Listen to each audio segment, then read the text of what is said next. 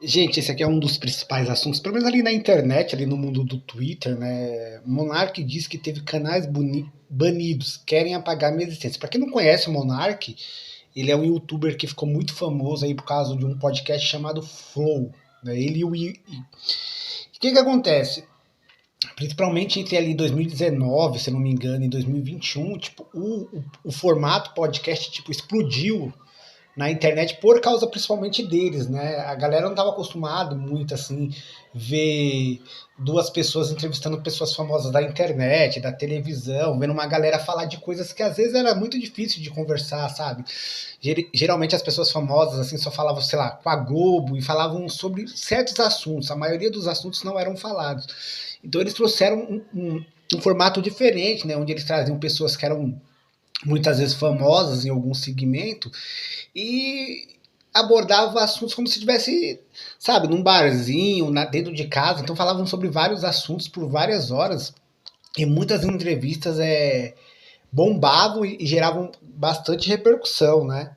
Então foi assim basicamente que o Monark começou a ficar mais famoso. Ele já tinha um trabalho na internet ali com games, mas com o Flow Podcast ele alcançou um patamar maior, né?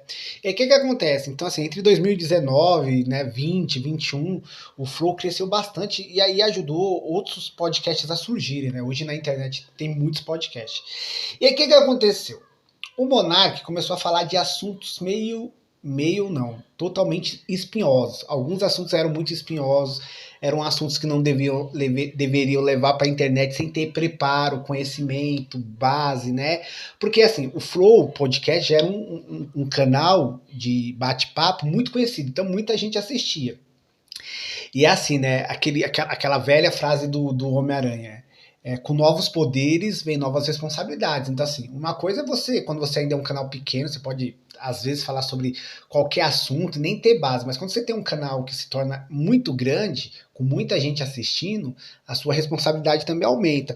Então, o Monark, aí, ele começou a falar sobre assuntos espinhosos, principalmente política. E a gente sabe que a gente vive um momento hoje, não só no Brasil, mas no mundo, que falar de política é uma coisa muito estressante e muito complicada, porque o país está muito dividido entre lados, né? E ele, além de falar sobre política, ele começou a falar sobre liberdade de expressão e alguns temas que ele não tinha conhecimento e ele defendeu até coisas absurdas. Enfim. E aí ele começou a receber críticas, por um lado, de pessoas, né? E começou a sofrer, de certa forma, qual é a palavra? Aviso, olha, você está extrapolando, essas falas já são falas que podem ser consideradas criminosas, enfim. E aí ele começou a entrar nessa vibe, assim, dando uma opinião de quem nunca viu o cara e nunca vai ver provavelmente, só quem pega.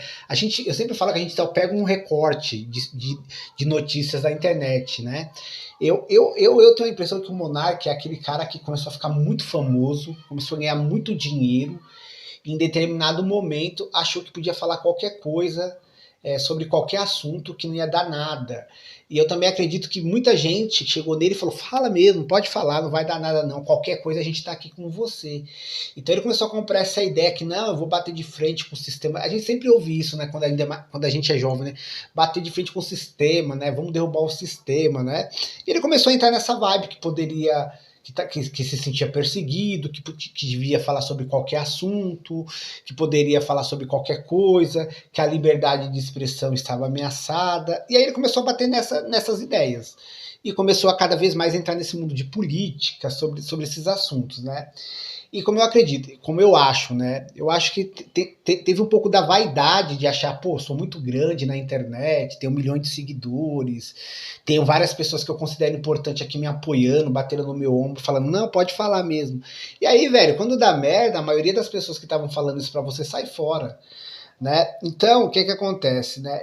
O Monark foi no Twitter falar que os perfis dele no YouTube, que provavelmente tinham milhões de seguidores. A gente sabe que não é fácil ter um canal com 1 milhão de seguidores, né? A concorrência é muito grande, principalmente no Brasil, foram banidos, né? E ele falou: olha, meu ganha-pão,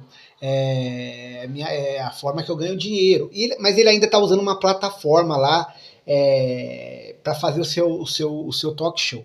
Mas teve um cara que falou uma parada no Twitter que eu achei interessante. Falou assim, pô, o cara tinha um programa de boa, tranquilo, tava ganhando uma grana boa, para só trocar ideia sobre assuntos de boa, ele entrou nessa vibe de querer falar sobre assuntos perigosos, bater de frente. E assim, cara, a gente, qualquer pessoa, a gente não é dono de porra nenhuma, ainda mais das redes sociais. As redes sociais têm dono, o Facebook tem dono, o Instagram tem dono, o YouTube tem dono, o TikTok tem dono. Quem manda são eles, cara, esses empresários milionários no mundo inteiro. Então, quando eles acham que a gente é descartável, quando eles quiserem banir nossos canais, cara, isso é independente, a gente pode.